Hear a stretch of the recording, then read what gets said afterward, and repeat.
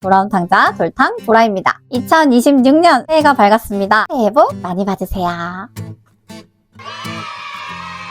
오늘은 제가 어떻게 다시 교회로 돌아오게 되었는지 이야기를 해보려고 합니다. 먼저 분명히 말씀드릴게요. 저는 제 스스로 제 의지로 교회에 돌아온 게 아닙니다. 세상으로 도망치다가 끌려오듯이 돌아왔어요. 사도 바울처럼 자기 생명을 조금도 귀하게 여기지 않았던 한 목자 때문이었습니다. 지난 영상에서 말씀드렸던 것처럼 저는 모태신앙으로 자라서 교회를 평생 다녔어요. 그러다가 어느 순간부터 여행이 하나님보다 더 좋아졌고 여행에서 느끼는 자유로움에 빠져들면서 제 몸에는 크고 작은 타투들이 늘어났고 남자친구와의 관계, 세상 친구들과의 관계, 관계에서 오는 쾌락에 완전히 빠져 살았었어요. 어느 순간부터 주일에 교회 가는 게 당연해지지 않았고 한 번, 두 번 빠지다 보니까 자연스럽게 교회랑 몸이 멀어졌던 것 같아요. 세상은 이렇게 재밌는데 교회는 노잼 자체였어요. 예배 시간은 길고 설교 말씀은 불편하고 차라리 여행을 가거나 캠핑을 가거나 아니면 남자친구랑 시간을 보내는 게 신앙인답지 않게 더 행복했어요. 그렇게 살게 된 그 시기가 코로나 시기 지나치면서 그때였던 것 같아요. 영상 예배가 이렇게 좀 자리 잡으면서 고삐 풀린 망아지처럼 더 자유롭게 이제 세상을 막 여행하고 즐기고 다녔습니다.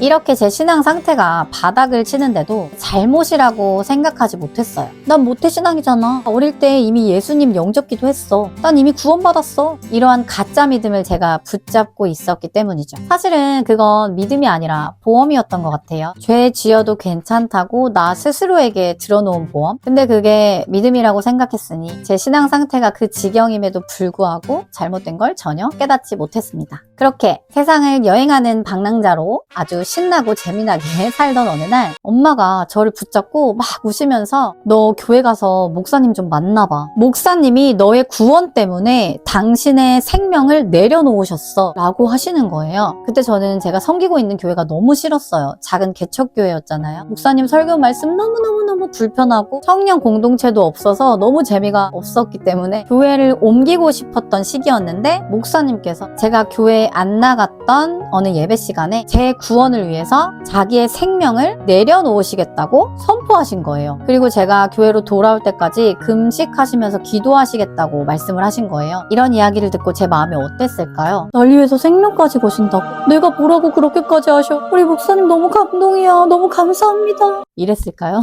전혀요. 그때 당시에 저는 아니 누가 생명을 걸래? 내가 그렇게 해달라고 부탁했어? 그리고 나는 이미 구원을 받았거든요. 이런 마음이었어요. 한마디로 내 신앙생활에 간섭하지 마. 나 건들지 마. 이런 마음과 함께 분노가 막 치밀어 오르면서 짜증이 나는 거예요. 나를 좀 가만뒀으면 좋겠는 거지. 그래서 교회를 안 가고 더 버텨야겠다고 생각했어요. 못됐죠잉? 근데 이상하게 마음이 너무너무 불편한 거예요. 설명할 수 없는 죄책감이 계속 올라오는 거야. 지금 생각해보면 하나님께서 목사님의 그 생명을 건 기도를 받으시고 제 마음을 흔드셨던 것 같아요. 사실 무시하고 외면하면 그만이잖아요. 다른 교회로 옮기면 되잖아. 근데 그렇게 못하겠더라고요. 알 수 없는 불편함과 찔림과 그런 마음들 때문에 꾸역꾸역 억지로 진짜 불만 5조 5억 개 가지고 교회를 결국엔 가게 됩니다. 그때 교회에 가서 그 상황들이 순서대로 정확하게 기억이 나지를 않는데 목사님께서 저한테 너는 하나님을 더 사랑하냐 아니면 쾌락을 더 사랑하냐 이렇게 물어보셨을 때 쾌락이요 라고 답변이 이렇게 툭 나갔어요. 그럼 너는 구원 받을 수 있냐? 없지. 없는 게 맞죠. 지금 돌이켜보면 구원을 받았다 믿은 게 아니라 구원 받지 않아도 된다고 생각을 했던 것 같아요. 그만큼 쾌락에 아주 강력하게 사로잡혀 있었던 거죠. 그전 영상에서 목사님하고 싸웠다라는 표현을 했는데 정정하겠습니다. 싸운 게 아니라 저 혼자 난리 부르스 제 안에 내 맘대로 살고 싶은 그 욕망을 그 쾌락을 제지당하니까 나의 본성이 막 폭발한 거예요. 눈 뒤집어 까고 목에 핏대 세워가면서 대들고 세상 말로 말하면 말광 내 안의 어둠이 빛을 막 공격하게 되는 거야. 세상 영화에서도 보면 사람 안에 있는 그 악령이 그 귀신이 막 발광하잖아. 막 이 사람 몸에서 안 나가려고 막 난리를 치잖아. 약간 그런 모습처럼 내 안에 있는 어둠을 향해서 복음을 전하는 그 목사님을 저는 막 공격하는 거지. 공격 중지 우리 편이다. 그런 저였는데도 불구하고 자기의 편안함이나 생명보다 한 영혼의 구원을 더 중요하게 여기셨던 거죠. 그게 지금 제가 섬기고 있는 교회의 목사님과 사모님이시고, 저는 그 두 분을 통해서 생명을 걸고 예수님을 전했던 그 예수님의 제자들과 내 생명을 조금도 귀하게 여기지 않는다 라고 말했던 사도 바울의 모습을 볼 수 있었어요. 그리고 그것은 인간을 죽기까지 사랑함으로 십자가를 지신 예수님의 모습이었다는 걸 진짜 목자는 자신의 생명을 거는 사람이구나 알게 된 것 같아요. 누군가의 생명을 건 사랑은 사람을 변화시킬 수밖에 없습니다. 다만 저는 그 변화되는 과정이 짧지는 않았어요. 이 사건 이후에도 다시 한번 세상으로 도망쳤다가 돌아왔고, 그 긴 과정을 울고 돌아서 지금 이 자리에 있습니다. 제가 한 번 더 세상으로 도망쳤던 이야기는 또 다음 영상에서 풀어보도록 하고요. 이 사건을 통해서 저의 믿음이 가짜고 구원받을 수 없는 존재이구나라는 것을 인정하기 싫지만 인지하게 되는 상태가 됐던 것 같아요. 이렇게 하나님은 순차적으로 저를 구원의 길로 인도하고 계셨습니다. 어떤 사람은 진짜 막 한순간에 막 변화시키고 거듭나게 하시고 긴